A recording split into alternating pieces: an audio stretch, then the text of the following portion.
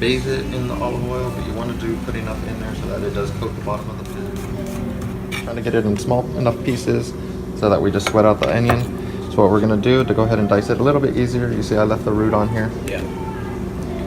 Same thing. I actually did that with some zucchini and yellow squash. Works a little easier. And it worked real well. Put it all back together. Use the tip of the knife. Turn it back around. Just like a saw. Just kind of let the knife do the motions Yeah, left. I always cut the root and then I wash it. Then wash it through. Yeah. It's almost like drawing like with a pencil. You're just kind of guiding it and letting it all the other celery. So we just want to make sure we get good chunks. Like that. What I'm going to be doing is kind of crawling down the celery. Other ones you want to kind of push them up towards yourself. But basically I'm just going to go ahead and cut and just kind of crawl. You'll see my fingers kind of crawling down the celery. Pieces like that. These are really nice because they have like the nice colors on the inside. So like I said, you get a lot more color from it. So I'm just cutting them in half, putting them right next to each other. Same thing. You just want to do chunks just like the celery.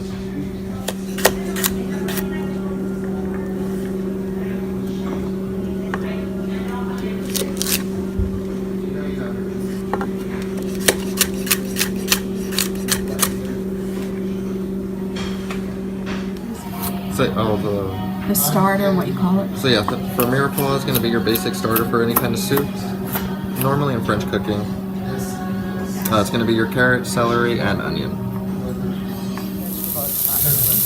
Does it matter the order? No, not necessarily. You can go ahead and throw them in however you want. I'm just going to throw them in the order that I have them in. We're going to go ahead and throw our onion, celery.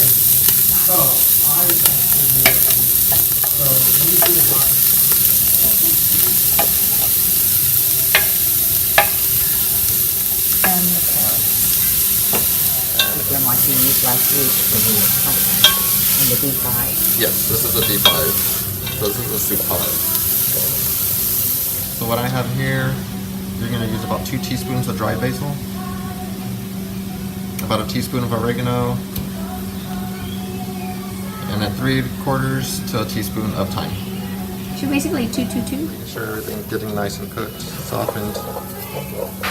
Again, we're not worried about anything sticking to the bottom of the pan because a lot of these vegetables are releasing their juice into the dish as well. So these I'm just going to go ahead and cut into small little slices right here because we're just trying to get small pieces in there.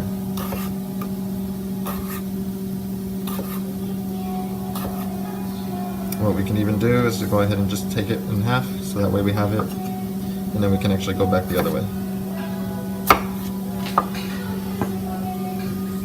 And then same thing, we're just going to go ahead and do small dices.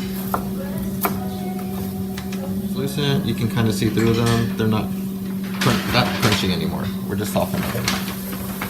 We're going to go ahead and throw our spices.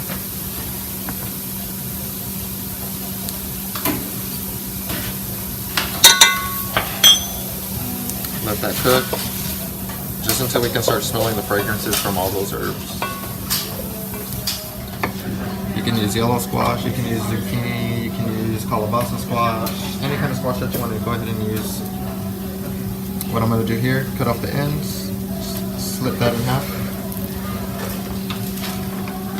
What we're going to be doing is, you can do either half moons or you can go ahead and do quarters. Half moons would just be straight like this, so that way you do have that shape right here.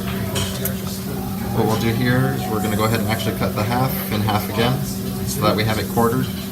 But you want to keep it together, so that way when you do cut it, you get those 2 pieces right there. And again, not too thin, so that way you're not worried about it getting too soggy, because this is going to be something that we throw in at the end since it is a soft vegetable. But you can also kind of just go. So we're going to throw that with juices and everything. And even at that, what I'm going to do is rinse out the can with some more water, so that way it adds a little bit more, just to kind of give some more moisture in there. do come in small cans, so I'm not worried about having too much left over. We're gonna do 3 tablespoons. 3 tablespoons of tomato paste, you said? Just kind of mix that in. Keep this mixed in here. So if you use the carton ones, you can just use one of those cartons. We're just gonna go ahead and throw that in. I just lightly warmed it up prior, but it's been off since then. The broth, vegetable broth. Just enough, just so it brings everything back up to temperature.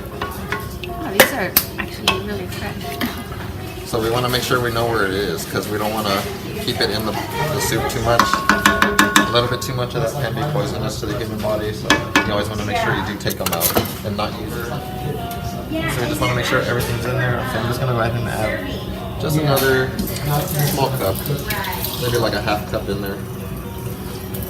Because we already added the liquid from the canned tomatoes. Yeah, but 2 cups in there? This isn't going to be a cup of beans. I'm not going to use this. Oh, one. you're That was not. just- Okay. The can was a little bit too big, so I'm doing a cup and a cup. Cup of Cannelli red, beans. cannelli, and or great white northern. Sorry.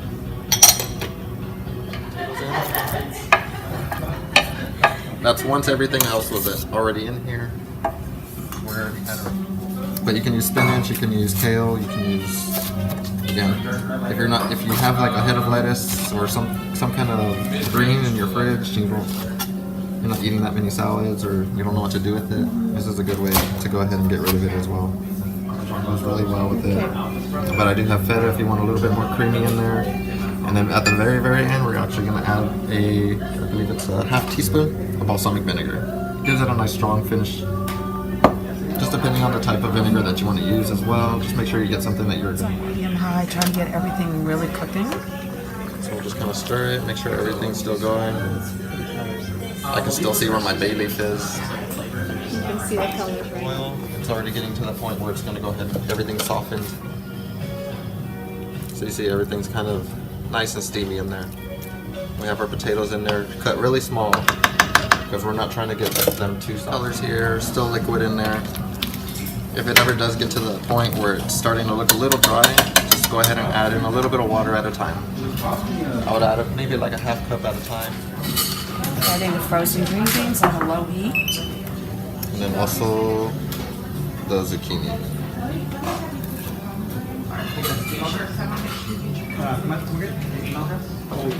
We'll mix that in. We have some Swiss chard in there as well.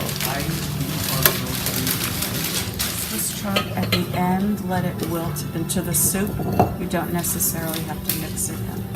The very last thing, throw your pasta in the broth.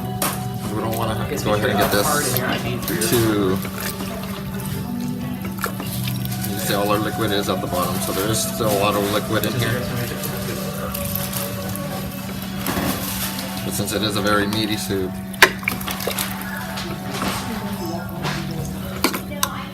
we're going to go ahead and season it a little bit at a time.